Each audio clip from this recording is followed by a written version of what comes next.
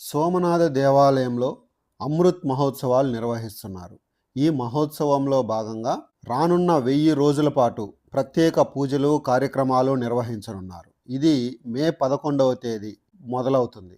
దీంతో విస్తృతమైన మౌలిక సదుపాయాలని ఈ ఆలయంలో ఏర్పాటు చేస్తున్నట్లు అధికారులు చెబుతున్నారు. అసలు ఈ ఆలయం యొక్క నేపథ్యం ఏంటి, ఈ ఆలయం ఎక్కడుంది అనే విషయాలు మనం ఇప్పుడు తెలుసుకుందాం. గుజరాత్లోని సౌరాష్ట్ర ప్రాంతంలో ప్రభాస్ పఠాన్ వద్ద అరేబియా తీరంలో ఉంది ఈ ఆలయం. దేశంలోని హిందూ ఆధ్యాత్మిక క్షేత్రాలలో అత్యంత ప్రముఖమైనది, ప్రాముఖ్యత కలిగినది, 12 జ్యోతిర్లింగాలలో మొదటిది ఈ ఆలయమే. ఇంతటి ఆధ్యాత్మిక ప్రత్యేకత ఉన్నటువంటి క్షేత్రం సోమనాథ దేవాలయం. ఈ ఆలయంపై జరిగినన్ని దాడులు దేనిపైనా జరగలేదని చరిత్రకారులు చెబుతారు. 1026 జనవరి మహమ్మద్ గజ్నీ దండయాత్ర చేశాడు. అంటే 1026వ సంవత్సరం జనవరిలో మహమ్మద్ గజ్నీ ఈ ఆలయంపై తొలిసారిగా దండయాత్ర చేసి ఆలయాన్ని పూర్తిగా విధ్వంసం చేశాడు. తర్వాత అనేకసార్లు ఈ ఆలయంపై దండయాత్రలు జరిగాయి, దాడులు జరిగాయి.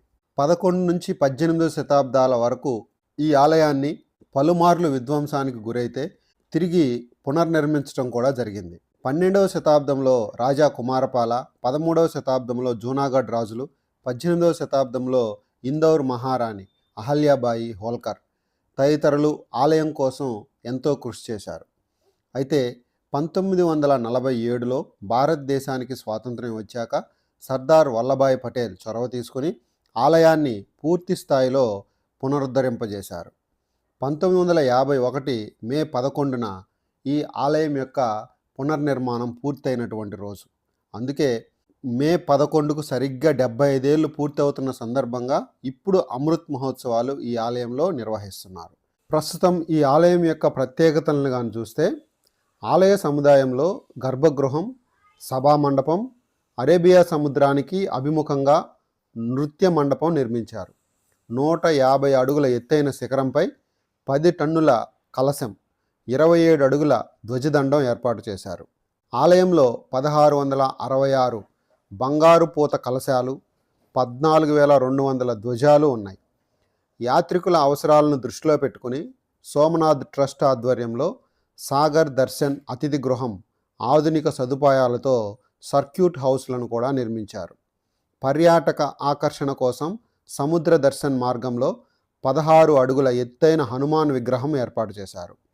ఆలయాన్ని చేరుకునే మార్గాన్ని మరింత సుగమం చేస్తూ 828 కోట్లతో జెట్పూర్ సోమనాథ్ రహదారిని 4 లైన్లుగా అభివృద్ధి చేశారు.